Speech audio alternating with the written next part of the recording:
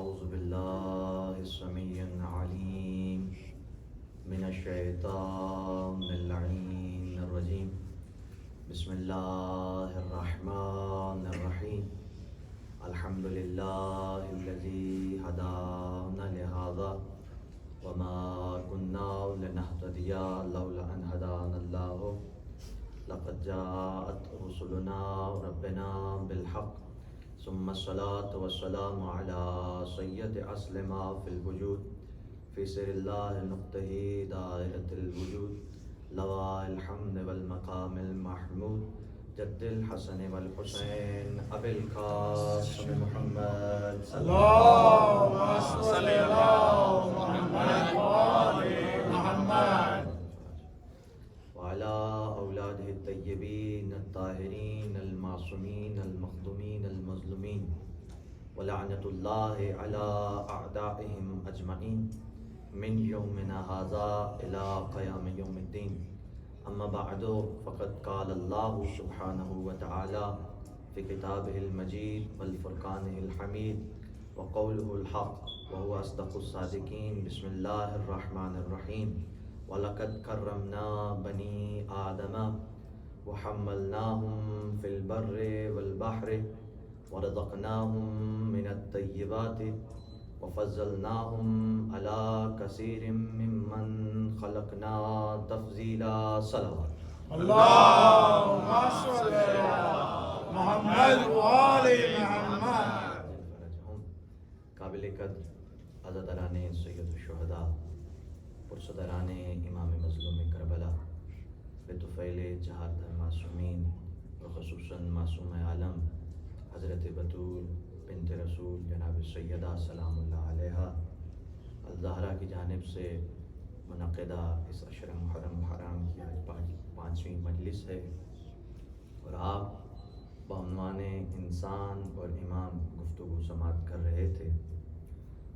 میں نے آپ کے سامنے سرنامہ کلام کے طور پر سورہ بنی اسرائیل کی آیت نمبر 70 آیت نمبر 70 کو تلاوت کا شرف حاصل کیا، جس میں خالق منان، خالق لم یزل و لا یزال انتہائی وضاحت کے ساتھ، انتہائی صراحت کے ساتھ اول اس انسان کو اس کی اہمیت سے آگاہ کر رہا ہے. ارشاد ربانی ہو رہا ہے وَلَقَدْ كَرَّمْنَا بَنِي آدَمَ، ہم نے اس انسان کو صاحب تکریم بنایا، ہم نے اس انسان کو اس زمین پر عزتوں سے نوازا، ہم نے اس انسان کو سمندروں پر اور زمین پر اٹھایا، ہم نے اس انسان کو یہ عزتیں دی کہ اس کو رزق طیب جیسی نعمت سے نوازا، ہم نے اس انسان کو اشرف المخلوقات بنایا، ہم نے اس انسان کو جمادات، نباتات، حیوانات پر فوقیت، برتری عطا فرمائی.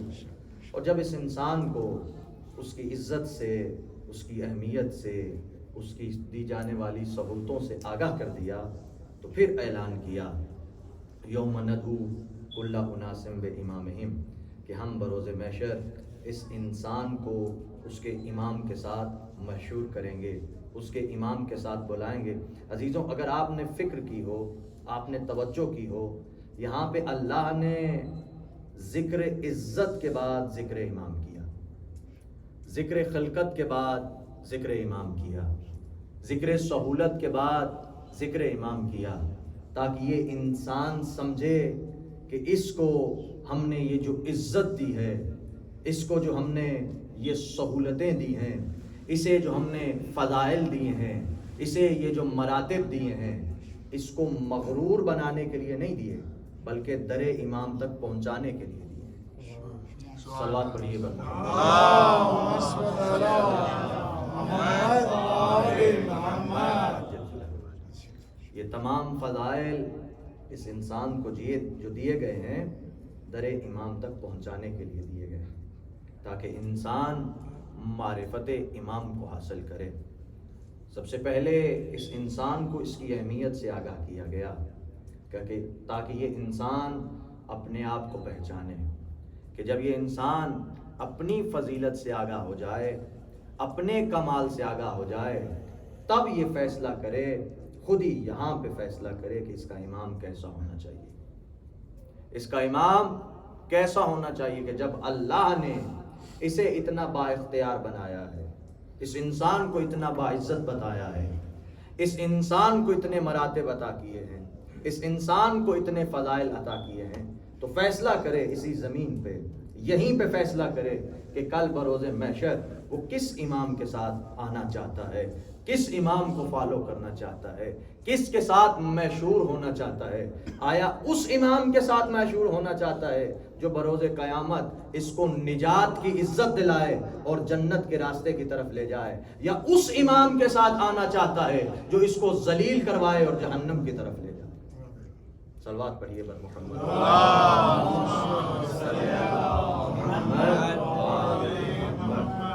اب یہ اس انسان کو فیصلہ کرنا ہے کہ یہ کس امام کے ساتھ جانا چاہتا ہے.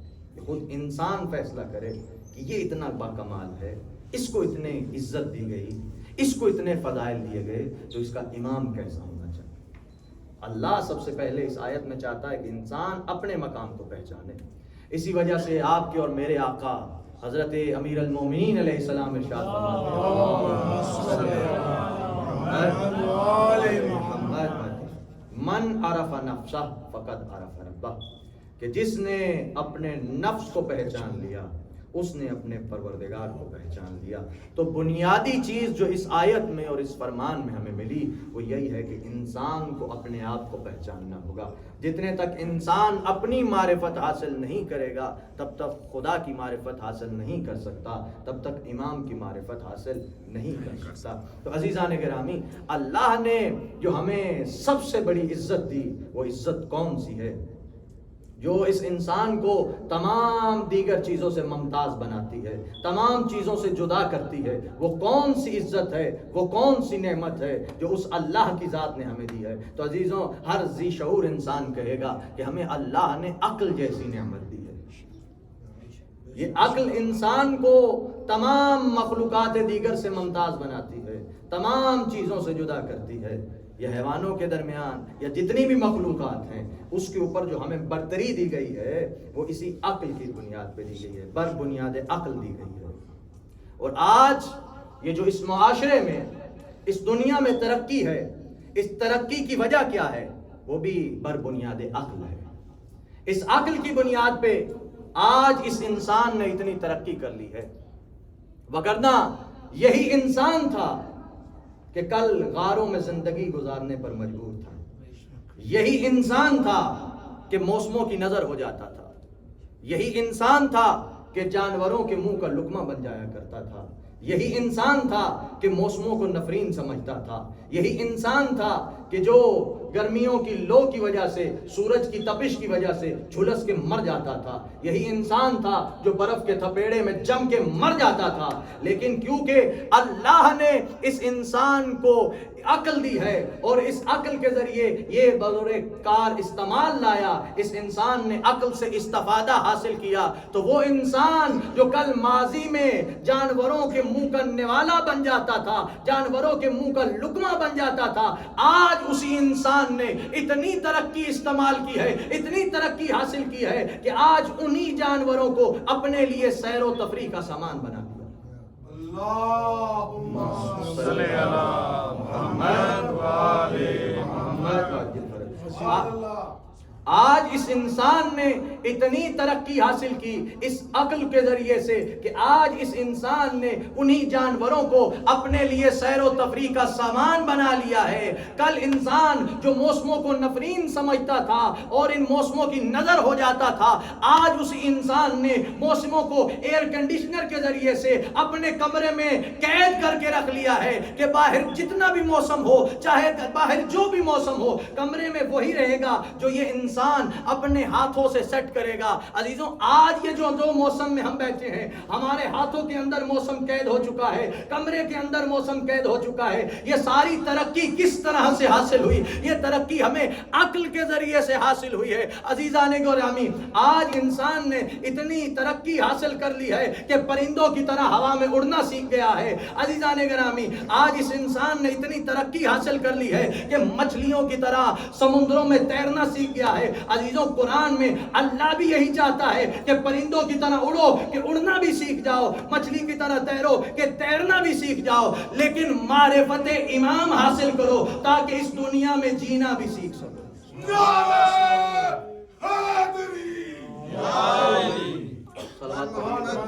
محمد بلندتر صلوات.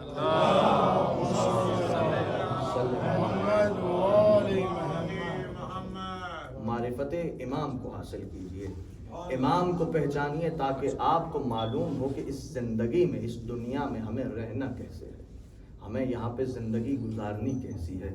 عزیزوں اللہ نے, کل ہماری گفتگو ہوئی کہ اللہ نے انسان کو یہ نعمت دی کہ جانوروں کو انسان کے لیے مسخر کیا. وَحَمَّلْنَاهُمْ فِي الْبَرِّ وَالْبَحْرِ. آج اس آیت کے اگلے مرحلے کی طرف کہ جو دوسری عزت اللہ نے اس انسان کو دی, وَرَزَقْنَاهُمْ مِنَ الطَّيِّبَاتِ, ہم نے اس انسان کو رزق طیب جیسی نعمت سے نوازا.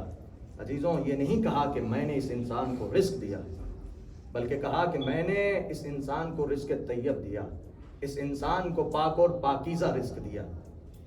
عزیزوں خالق انسان کا اللہ ہے, حیوان کا اللہ ہے, تمام مخلوقات کا خالق اللہ ہے, اور رازق تمام مخلوقات کا اللہ ہے.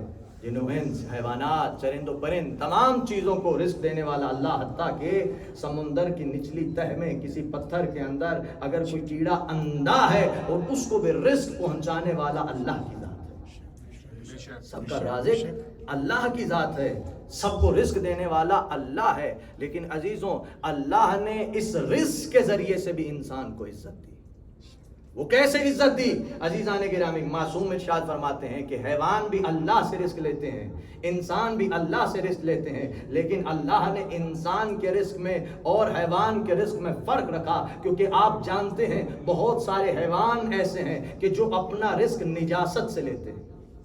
بہت سارے چرند و پرند ایسے ہیں کہ اپنا رزق نجاست سے لیتے ہیں. ممبر سے اس سے زیادہ میں وضاحت نہیں کر سکوں گا, آپ بہتر جانتے ہیں کہ بہت سارے مخلوقات ایسی ہیں کہ جو اپنے رزق کو نجاست کے ذریعے سے حاصل کرتے ہیں. بطور خاص عزیزان گرامی توجہ کیجئے گا کہ اللہ تعالیٰ نے اس انسان کے درمیان اور حیوان کے درمیان فرق رکھنے کے لیے اس انسان کو رزق طیب جیسی نعمت سے نوازا ہے, اور حیوان اور انسان کے درمیان فرق رکھا تاکہ یہ ممتاز ہو سکے کہ جو رزق یا جو چیزیں اللہ نے جانور کے لیے حلال کی اسے انسان کے لیے حرام کیا. جو چیزیں جانوروں کے لیے حلال ہیں وہ چیزیں اس انسان کے لیے حرام کی. مردار کھانا جانور کے لیے حلال ہے, لیکن انسان کے لیے مردار کھانا حرام ہے.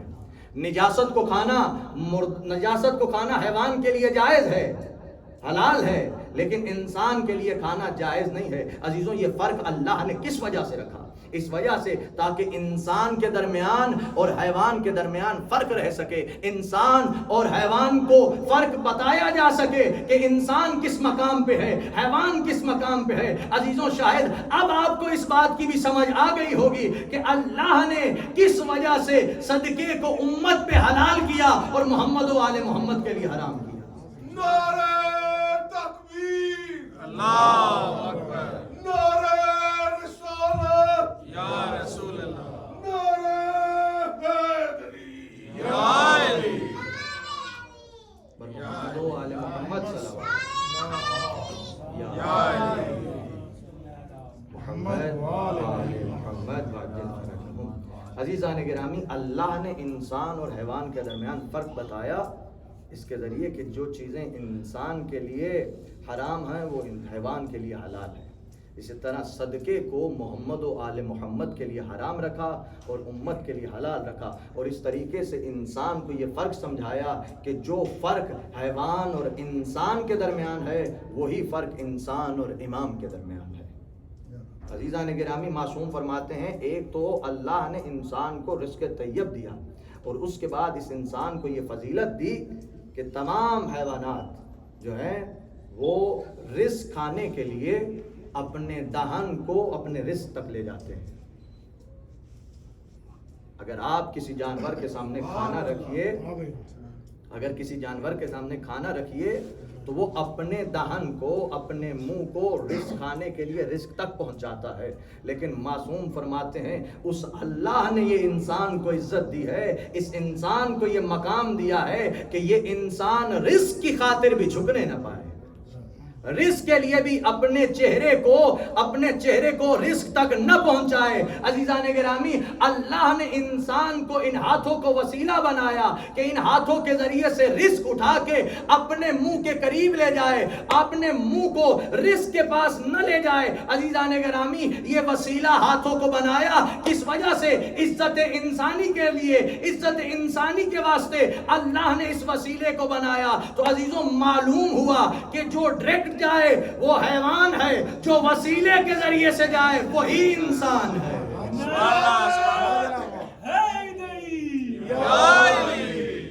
محمد والے محمد بلند تر صلوات۔ اللہم صل علی محمد والے محمد۔ جو ڈائریکٹ جائے وہ حیوان ہے، اور جو وسیلے کے ذریعے سے جائے وہی انسان ہے۔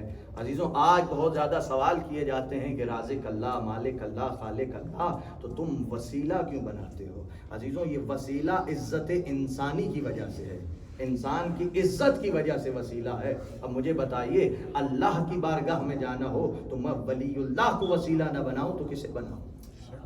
اگر اللہ کی بارگاہ میں مجھے جانا ہو، عین اللہ کو وسیلہ نہ بناؤں تو کسے بناؤں؟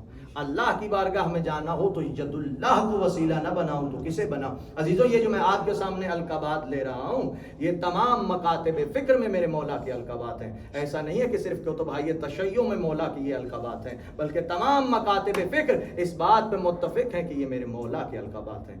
حتیٰ کہ خلیفہ دوم کا زمانہ ہے اور ایک شخص جو ہے طواف خانہ کعبہ کر رہا ہے، اور اس سے ایک ایسا گناہ ہو گیا، ایک ایسا گناہ سے مرتکب ہو گیا کہ امام علیہ الصلوۃ والسلام دیکھ رہے تھے، امام جلدی سے آئے اور اس کو ایک تھپڑ رسید کیا۔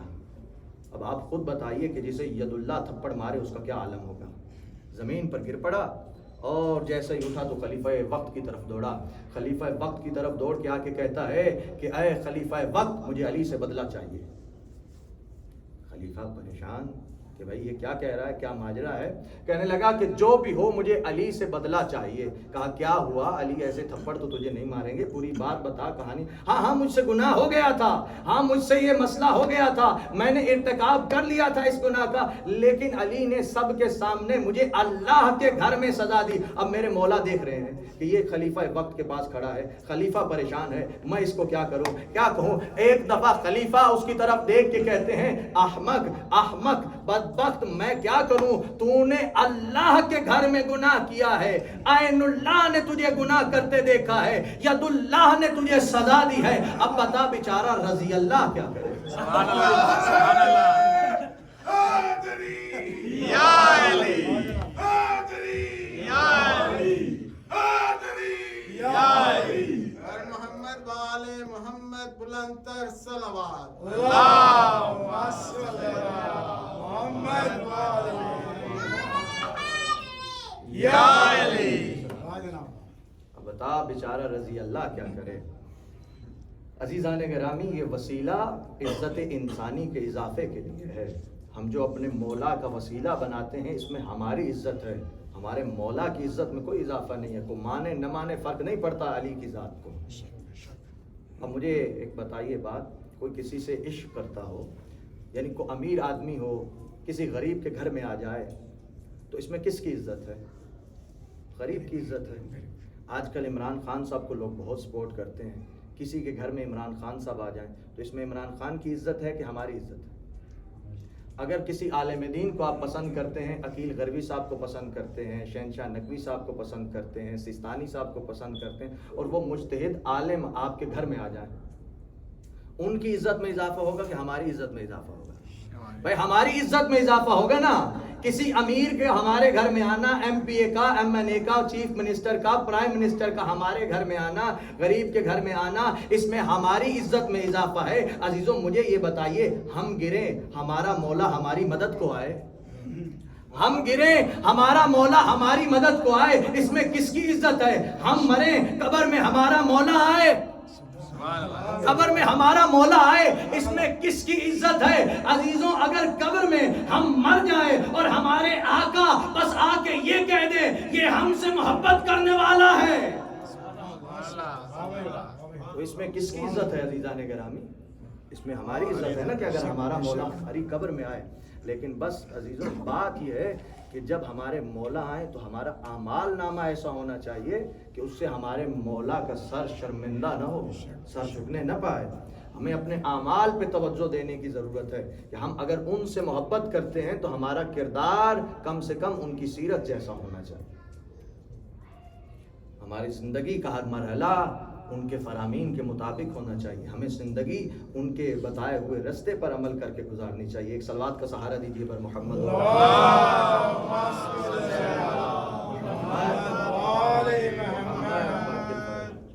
سورہ انفال آیت نمبر 14 ارشاد ربانی ہو رہا ہے، یا ایھا الذین آمنوا، آئے وہ لوگوں جو ایمان لائے ہو، استجیبوا للہ وللرسول، جب تمہیں اللہ بلائے فوراً لبیک کہو، والرسول، اور جب تمہیں اللہ کا رسول بلائے فوراً لبیک کہو۔ جیسے ہی اللہ اور اس کا رسول بلائے فوراً ان کی بارگاہ میں دوڑے آؤ، فوراً ان کے بلانے پہ چلے آؤ۔ اذا دعاکم لما یحییکم، اللہ اور اس کا رسول تمہیں اس وجہ سے بلاتا ہے تاکہ تمہیں زندگی دے۔ اذا دعاکم لما یحییکم، اللہ اور اس کا رسول تمہیں زندگی دینے کے لیے بلاتا ہے، اللہ اور اس کا رسول تمہیں موت دینے کے لیے نہیں بلاتا۔ عزیزوں اس آیت میں اللہ نے مومنوں کی ایک نشانی بتائی ہے، اللہ نے اس آیت میں ایمان لانے والوں کی ایک نشانی بتائی ہے کہ ایمان لانے والا وہ ہے جب رسول بلائے تو اس کی بارگاہ میں حاضر ہو جائے۔ تھوڑا سا جاگیے گا، تھوڑا مزاج کو میرے ساتھ ملائیے گا۔ اللہ اور رسول کے بلانے پہ جو آ جائے وہ صاحب ایمان ہے، وہ مومن ہے۔ تو عزیزوں مجھے یہ بتائیے کہ جو اللہ اور اس کے رسول کے بلانے پہ نہ آئے، جو اللہ اور اس کے رسول کے بلانے پہ نہ آئے تو وہ کچھ بھی ہو سکتا ہے، مسلمان نہیں ہو سکتا۔ عزیزوں سورہ انفال کی آیت نمبر 14 مومن کے ایمان کی یہ علامتیں بتا رہی ہے کہ جو مسلمان ہے وہ رسول کے بلانے پہ آ جائے گا، تو جو عزیزوں رسول کے بلانے پہ نہ آئے تو بات اس کے تقوی پر نہ ہوگی، ماتھے کے محراب پہ نہ ہوگی، بلکہ بات تو یہ ہوگی کہ آیا یہ مسلمان تھا بھی کہ نہیں۔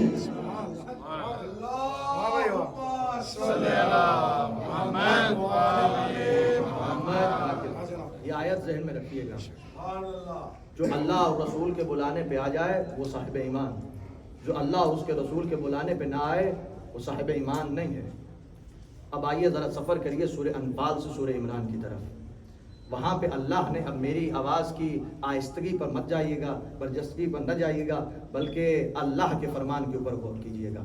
اور اگر یہ جملے جو خدا سورہ آل عمران میں ارشاد فرما رہا ہے آپ کے دلوں کو چھوئیں تو تھوڑا سا میرے ساتھ بولنے کی کوشش کیجیے گا، کیونکہ میں چاہتا ہوں کہ آج آپ مجھ سے زیادہ ثواب کما کے جائیں، کیونکہ علی کے ذکر پہ بولنا ہمیشہ انشاءاللہ تعالی ثواب عظیم ہے، اور یہ ایسا ثواب ہے کہ اس جیسا کوئی ثواب نہیں ہے۔ نماز شب سے زیادہ ثواب میرے مولا کے فضائل پہ بولنا ہے، مولا حسین پہ کریا کرنا ہے۔ ایک صلوات کا سہارا دیجیے پر محمد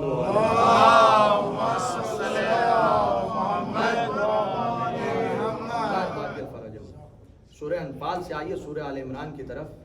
خداوند متعال کچھ اس طرح سے خطاب کر رہا ہے، وَإِذْ تُصْعِدُونَ لِمَا تَلْوُونَ عَلَىٰ أَحَدٍ وَالرَّسُولُ يَدْعُوكُمْ فِي أُخْرَاكُمْ، اور یاد کرو اس وقت کو کہ جب تم کوہ احد کی طرف بھاگ رہے تھے۔ بھائی میرا جملہ ہو آپ نہ بولیے گا، لیکن یہ اللہ کچھ جنگ احد کا نقشہ اس طرح کھینچ رہا ہے کہ ارشاد ربانی ہو رہا ہے، وَإِذْ تُصْعِدُونَ لِمَا تَلْوُونَ عَلَىٰ أَحَدٍ وَالرَّسُولُ يَدْعُوكُمْ فِي أُخْرَاكُمْ، اور یاد کرو اس وقت کو کہ جب تم جبل احد کی طرف بھاگ رہے تھے اور تم اتنے ڈرے ہوئے تھے کہ تم پیچھے مڑ کے पीछे नहीं देख रहे थे। वररसूलो यदऊकुम फी उखराकुम, हत्ता कि तुम्हारा रसूल पीछे से तुम्हें बुला रहा था। या अली, या अली, या अली। सूरह अनफाल फैसला कर चुकी है, जो रसूल के बुलाने पे ना आए वो साहिब ईमान नहीं है। और सूरह आले इमरान में अल्लाह ने जंग ओहद का नक्शा यूं खींचा, ये खुदा की कसम सिर्फ खुदा को ज़ेब देता है कि ऐसा कलाम करे जो शहरक से ज़्यादा करीब है। वो कह रहा है कि याद करो उस वक्त को कि जब जबल ओहद की तरफ भागे जा रहे थे और इतना डर चुके थे कि पीछे मुड़ के नहीं देख रहे थे, दाहिने बाइने नहीं देख रहे थे और भागे जा रहे थे। अजीज़ों, यहाँ पे मैं एक सवाल करना चाहता हूँ, नफ्सियात का सवाल है कि अगर तो रसूल की आवाज नहीं जा रही थी तो रसूल ने बुलाया क्यों? थोड़ा तवज्जो कीजिएगा।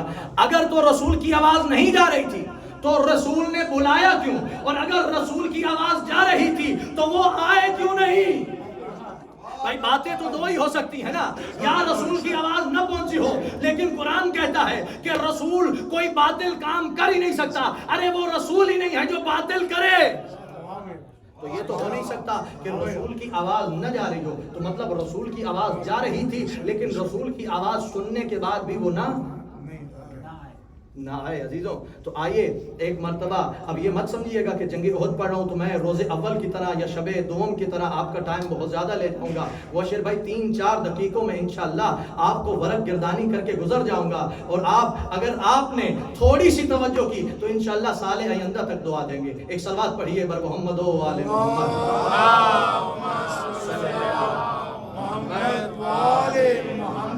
मुबशिर भाई नारा लगाएंगे तो मैं ये जुमला दूंगा, वगरना आगे नहीं बढ़ने लगा।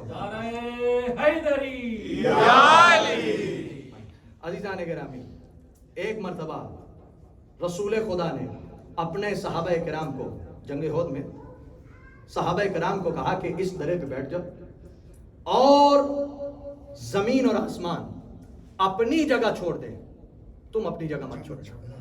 क्या कहा रसूल ने?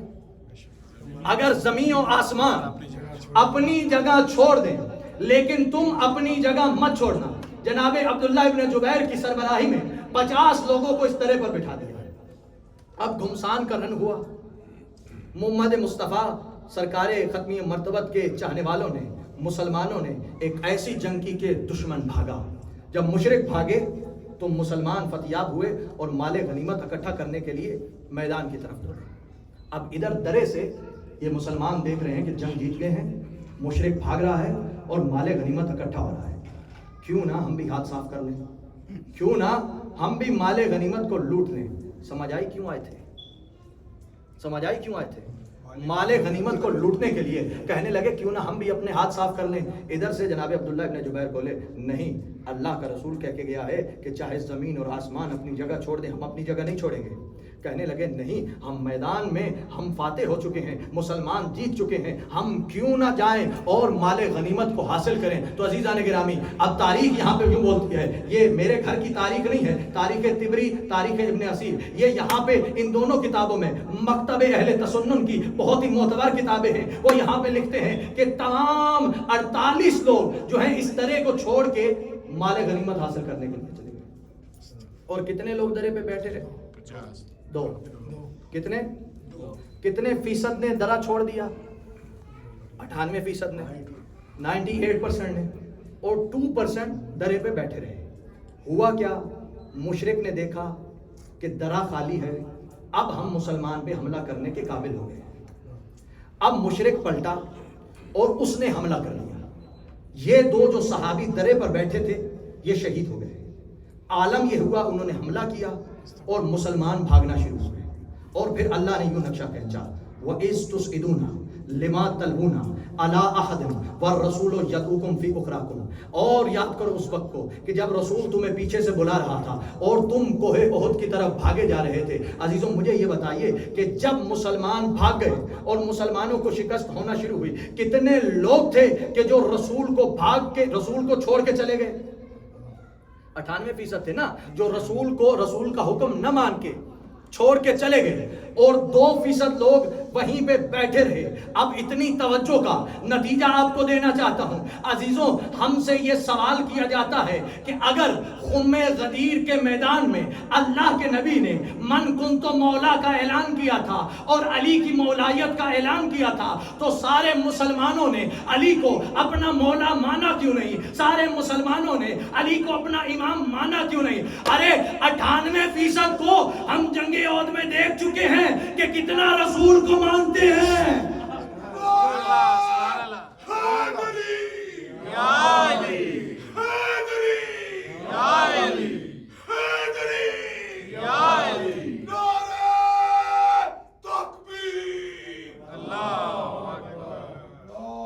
عزیزوں 98% کو ہم جنگ احد میں دیکھ چکے ہیں کہ کتنی رسول کی اتباع کرتے ہیں۔ عزیزوں اب ایک مشرک آگے بڑھا، جب جنگ ہو رہی ہے نا، مسلمان بھاگے، اکیلا ایک جو رسول کے ناکے کی طرف چاروں طرف سے دوڑ رہا ہے، جو رسول کی حفاظت کر رہا ہے، اکیلا علی ابن ابی طالب رسول کے ناکے کی طرف جو ہے چاروں طرف سے رسول کے ناکے کی حفاظت کر رہا ہے۔ ایک مرتبہ رسول کو جلال آیا اور رسول نے کہا یا علی سارے مسلمان مجھے چھوڑ کے بھاگ رہے ہیں، یا علی تو کیوں نہیں بھاگتا؟ اب جیسا سوال ویسا جواب دیا میرے مولا نے۔ میرا مولا کہتا ہے یا رسول اللہ، علی نے ساری زندگی آپ کی اتباع کی ہے، اگر آپ بھاگتے علی بھاگ جاتا۔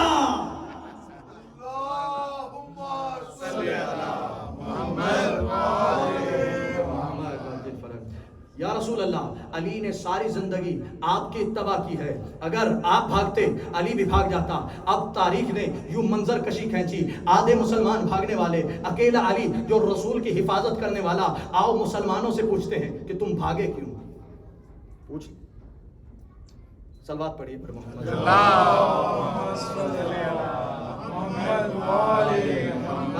واجل فرج ہوں۔ اب ایک مشرک نے رسول کو پتھر دے کے مارا، اکیلا علی ہے نا، کتنی چاروں طرف سے لڑ رہا ہے، اس نے پتھر مارا۔ یہ وہ جنگ ہے کہ جس میں رسول کے 2 دندان مبارک شہید ہوئے۔ پتھر اتنی شدت سے رسول کو لگا کہ رسول ناکا سے گرے، اور ناکا کے پیچھے ایک گڈھا تھا، رسول وہاں پہ گر گئے۔ جیسے ہی رسول ناکا سے گرے تو ابلیس نے آواز دی ان محمدن قد قتل اذهبوا، محمد مارے گئے، جاؤ۔ مسلمانوں نے ناکا کو دیکھا، ناکا پہ رسول نہیں ہے، مسلمان بھاگے۔ آؤ اب مسلمانوں سے پوچھے کہ تم کیوں بھاگ رہے ہو، آؤ مسلمانوں سے پوچھے، سوال کرے کہ تم کیوں بھاگ رہے ہو۔ اب تاریخ کا سہارا لیتے ہوئے ہم بھاگتے ہوئے مسلمانوں کے پاس پہنچتے ہیں، بتاؤ تو صحیح کہ تم جنگ میں مصطفیٰ کو چھوڑ کے کیوں بھاگ رہے ہو؟ آواز دے کے کہیں گے ارے جب محمد ہی نہ رہے تو لڑ کر کیا کرنا ہے؟ آؤ مولا سے پوچھیں، مولا جب سب بھاگ رہے ہیں آپ کیوں لڑ رہے ہو؟ ارے آواز علی آئے گی، ارے جب محمد ہی نہ رہے جی کر کیا کرنا ہے؟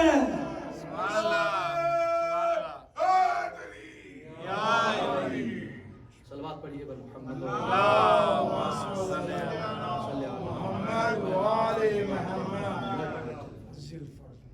عزیزوں، رسول فاتح کی حیثیت سے مدینہ میں داخل ہوا اور نماز ظہر پڑھائی 3 روز کے بعد، نماز پڑھائی 3 روز گزرنے کے بعد جب نماز ظہر پڑھا تو روز رہے تھے، لیکن 3 دن کے بعد کی مخصوص اس وجہ سے کہہ رہا ہوں کہ ظہر کے مصلی پہ بیٹھے تو جن کے بارے میں سورہ آل عمران کہہ رہی ہے نا کہ وہ رسول کو بھاگ گئے چھوڑ کے، وہ رسول کے پاس آئے، اور جیسے ہی رسول کے پاس آئے تو رسول نے ایک سوال کیا کہ میاں کدھر گئے تھے؟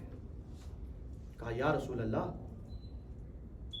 گھمسان کا رن تھا اور ہم نے دیکھا ایک صدا آ رہی تھی ان محمدن قد قتل اذهبوا، ہم نے جب یہ آواز سنی تو ہم پناہ لینے کے لیے پہاڑ پر بھاگ گئے۔ تو محمد نے کہا تم وہاں بھاگ گئے جہاں تم سے پہلے نوح کا بیٹا پناہ لے چکا تھا، تم سے پہلے جہاں پہ نوح کا بیٹا پناہ لے چکا تھا۔ اب پوری مجلس جس جملے کے لیے آپ کو زحمت دی ہے اس جملے کے لیے دی ہے۔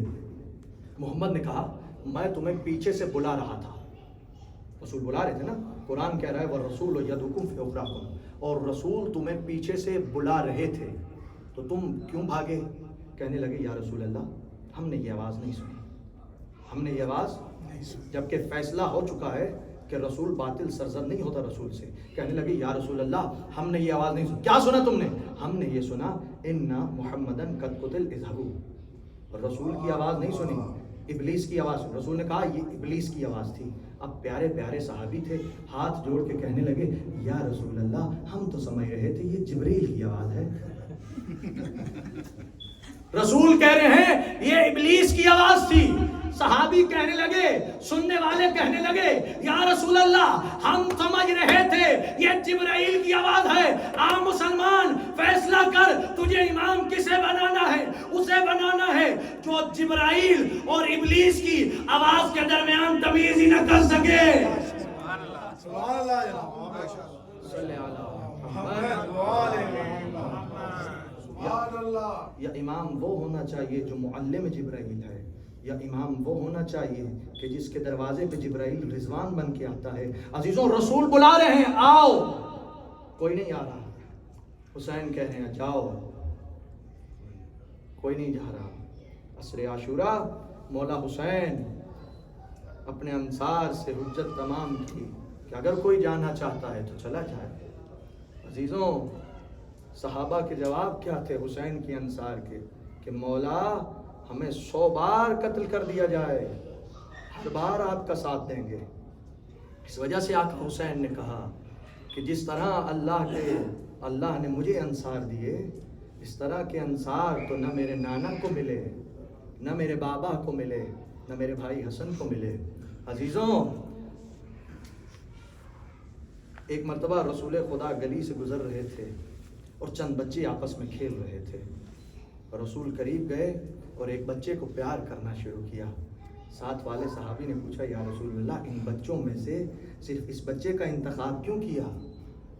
رسول فرماتے ہیں یہ میرے حسین کا عاشق ہے, یہ میرے حسین سے محبت کرتا ہے. مجھے جبرائیل نے آ کے بتایا ہے کہ یا رسول اللہ یہ کربلا کے میدان میں حسین کے ساتھیوں میں ہے, یہ اپنی جان کو حسین کے اوپر قربان کر دے گا. عزیزوں یہ کوئی اور نہیں جناب حبیب ابن مظاہر ہے, حسین کا دوست ہے. عزیزوں جب قاصد حسین جناب حبیب کے دروازے پہ پہنچا تو جناب حبیب کھانا کھا رہے تھے. عزیزوں مولا نے کہا ہوا تھا کہ حبیب جب کھانا کھا رہے ہو تو کسی کے احترام میں نہ اٹھنا سوائے حجت خدا کے. حبیب نے وہیں سے پوچھا من الباب, دروازے پہ کون ہے؟ آواز آئی انا برید الحسین, میں حسین کا قاصد ہوں. عزیزوں روایت کہتی ہے حبیب نے وہیں اپنا نوالا رکھ دیا اور دوڑے دروازے کی طرح. نہ حبیب کے پیروں میں جوتی ہے نہ سر پہ ہے, ننگے پاؤں اور ننگے سر دروازے کے قریب آئے اور قاصد حسین سے حسین کا خط لیا, چوما, آنکھوں سے لگایا. خط کا متن کیا ہے عزیزوں؟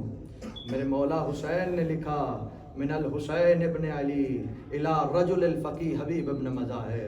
حسین ابن علی کی طرف سے رجل فقی حبیب ابن مظاہر کی طرف. عزیزوں میں نے ایک روایت میں کچھ یوں بھی پڑھا تھا, اللہ جانے آپ برداشت کرو یا نہیں. عزیزوں آج 4 محرم گزر گئی ہے اور 5ویں کی شب آ گئی ہے. ابھی 2 روز بعد سے قیام حسینی سے الاتش کی صدائیں بلند ہو جائیں گی. عزیزوں آج سے ہی قیام حسینی کو گھیر لیا گیا ہے. عزیزوں میں نے روایت میں یہ جملہ پڑھا, آج یہ جو حبیب کو خط پڑھا لکھا ہے نا مولا نے, پہلے ہمیشہ لکھتے تھے من الحسین ابن علی, آج لکھا ہے من الحسین ابن زہرا, زہرا کے بیٹے حسین کی طرف سے حبیب ابن مظاہر کو خط. کیا لکھا حسین نے؟ حبیب رسول اللہ سے ہماری نسبت تو تم جانتے ہو, بس یہ جان لو کہ ہمیں لشکر زیاد نے, فوجوں نے چاروں طرف سے گھیر لیا ہے, اور حبیب میرے ساتھ زہرا کی بیٹیاں بھی ہیں. حبیب اگر عصر عاشور سے پہلے کربلا پہنچ سکے تو آ جانا, وگرنہ روز قیامت ملاقات ہوگی. عزیزوں جناب حبیب ابن مظاہر نے یہ خط لیا. جناب حبیب کی حالت غیر ہوئی, جو زوجہ حبیب ہے مومنہ ہے, ایک مرتبہ حبیب کے قریب آئی, آگے کہا حبیب کس کا خط ہے؟ کہا حسین کا خط ہے. مولا نے کیا لکھا؟ حبیب نے کہا مولا مجھے مدد کے لیے بلا رہے ہیں. حبیب کیا سوچا؟ کہا میں اب بوڑھا ہو گیا ہوں, میں ضعیف و ناتواں ہو چکا ہوں. اب میں سوچ رہا ہوں میں کیسے حسین کی مدد کے لیے جاؤں. ایک مرتبہ زوجہ حبیب نے کہا حبیب اگر تم نہیں جا سکتے لاؤ اپنی تلوار مجھے دو, اپنی سواری مجھے دو, میں حسین کی مدد کے لیے جاتی ہوں. تم نے خود بتایا ہے حسین کے ساتھ زینب عالیہ بھی آئی ہے. خدا آپ کی آوازوں پہ رحم کرے, شرما کے نہ روئیے گا عزیزوں. اگلے سال وہی روئے گا, کل وہی روئے گا جو زندہ ہوگا. زندگی کا نہیں پتہ عزیزوں. ہر مجلس کو آخری مجلس سمجھ کے رویا کریں. یہ آنسو نہیں ہمارے گناہوں کا غسل ہے. عزیزوں ایک مرتبہ مولا کی جب یہ نصرت کے لیے بیوی کے الفاظ سنے, زوجہ کے الفاظ سنے, جناب حبیب کہتے ہیں وار غربت حسین, آج عورتیں بھی مولا حسین آپ کی غربت کے لیے غیرت کھا رہی ہے. عزادارو ایک مرتبہ غلام کو بلایا حبیب نے اور کہا کہ گنجان راستوں سے میری سواری لے جاؤ, میں تھوڑی دیر تک تمہارے پیچھے آ جاؤں گا, لیکن یاد رہے کسی کو منزل کا پتہ نہ چلے کہ تمہاری منزل کہاں ہے. عزیزوں ایک مرتبہ حبیب کو پہنچنے میں تھوڑی سی دیر ہوئی. کیا دیکھا حبیب نے کہ غلام حبیب گھوڑے کی گردن میں ہاتھ ڈالے ہوئے ہے اور کہہ رہا ہے گھوڑا پریشان نہ ہو, اگر میرا مولا نہ آ سکا پریشان نہ ہو, میں تیرے اوپر سوار ہو کے حسین کی مدد کے لیے چلا جاؤں گا. حبیب کہتا وارے غربت حسین, آج غلام بھی آپ کے لیے جانے ساری قدم بھر رہے ہیں. عزیزوں جناب حبیب غلام کے قریب آئے اور غلام سے کہا تو میرے آقا سے محبت رکھتا ہے, اس محبت کے لیے میں تجھے آزاد کرتا ہوں. غلام قدموں میں گر گیا اور کہنے لگا مولا جب تک آپ کے پاس تھا مجھے اپنے پاس رکھا, آج زہرا کے لال کی خدمت کا موقع مل رہا ہے, مجھے آزاد کر رہے ہو. مولا مجھے آزاد نہ کرو, اپنے ساتھ کربلا لے کے چلو. حبیب ارے جناب اپنے غلام کو لے کے خیام حسینی کی طرف بڑھا. عزیزوں میں نے تمام کیا مسائل. ایک مرتبہ کوفہ کی طرف سے خاک اٹھی, عباس سے کہا عباس جا کے حبیب کا استقبال کرو, ہمارا مہمان آ رہا ہے. عزیزو حبیب آئے, خیام حسینی میں لشکر حسینی میں نعرہ تکبیر بلند ہوا. ایک مرتبہ زینب عالیہ نے جناب فضہ سے پوچھا فضہ یہ نعرہ تکبیر کیوں بلند ہوا, آئے کون ہے جو ہم غریبوں کی مدد کے لیے آیا. فضہ نے کہا بی بی یہ حبیب آئے ہیں. ایک مرتبہ فضہ سے کہا فضہ جا کے حبیب کو میرا سلام کہو. جیسے ہی جناب فضہ نے زینب عالیہ کا سلام جناب حبیب کو پہنچایا, حبیب نے اپنے آپ کو خاکے کربلا کے گرا دیا, خاکے کربلا کو اپنے سر پہ ڈالا, ماتم کر کے کہتا وارے غربت حسین, آج علی زادیاں زہرا زادیاں غلاموں کو سلام کر رہی ہے. خدا آپ کی آوازوں پر رحم کرے. عزیزوں مولا سے اجازت رخصت لی, کہا مولا اجازت دیجئے کہ جانے ساری کا موقع دیجئے. عزیزوں حبیب میدان میں آئے, بوڑھا ضرور تھا لیکن ایمان کی طاقت بہت زیادہ تھی. جناب حبیب نے پہلے ہی حملے میں 80 لعینوں کو واصل جہنم کیا. بالآخر یہ وقت تو آنا تھا, حبیب کے اوپر ایک وار ایسا کیا گیا کہ اب حبیب زین پر سنبھل نہ سکے اور زین سے زمین پر آئے. عزیزوں ایک مرتبہ مولا حسین جلدی سے حبیب کے قریب آئے, حبیب کے لاشے کو اٹھایا. عباس نے کہا آقا حبیب کا لاشا میں اٹھاتا ہوں, کہا زہرا کے لال نے نہیں, حبیب میرا مہمان ہے. عزیزوں حبیب کے سر کو نیزوں پہ بلند کیا گیا. جب یہ قافلہ کوفہ کے بازار سے گزر رہا تھا, حبیب کا بیٹا ہے قاسم جو جنگ میں شریک نہیں ہوا تھا, اپنے دوستوں کے ساتھ اپنے بابا کا سر لینے میں کامیاب ہو گیا اور بلند آواز سے کہہ رہا تھا ارے جس کا جوان بیٹا زندہ ہو اس کا باپ کا سر نیزے پہ کیسے سوار کیا جا سکتا ہے.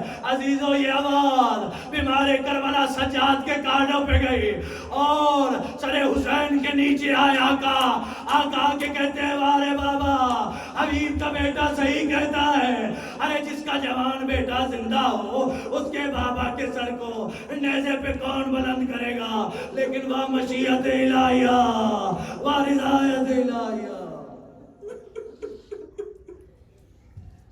ألا لعنة الله على القوم الظالمين وسيعلم الذين ظلموا أي منقلب ينقلبون باری لا تدین روشنی آنکھوں کا واسطہ ہمارے اس عبادت کو اپنی بارگاہ میں قبول و منظور فرما. میرے مولا حاضرین کی تمام شرعی حاجات کو قبول و منظور فرما. میرے مولا جتنے مومنین بے اولاد ہیں سب کا بھی باپ کی گری جھولی کا اولاد نرینہ عطا فرما. جتنے مومنین بیمار حال ہیں صدقہ بیمار کربلا کا شفا کاملہ و عاجلہ عطا فرما. میرے مولا جتنے مومنین تندرست ہیں خوشحال و آباد فرما. میرے مولا ہمیں سیرت آل محمد پر عمل کرنے کی توفیق عطا فرما. میرے مولا ہمارے وقت کے امام کے ظہور میں تعبیر فرما. ہمیں اپنے امام کے اعوان و انصار میں شمار فرما. ربنا تقبل منا انك انت السميع العليم. ماتم حسین.